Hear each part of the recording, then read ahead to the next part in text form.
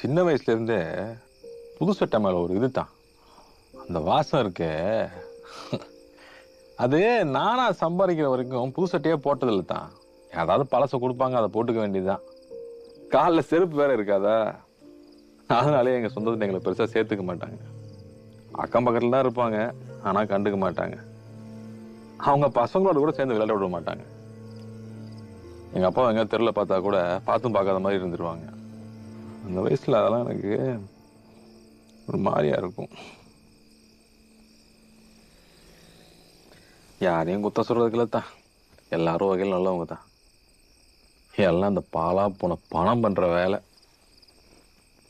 ஆனா உங்க அப்பா அப்படி இல்லத்தான். சின்ன வயசுல அவர் எனக்கு ரொம்ப பிடிக்கும்.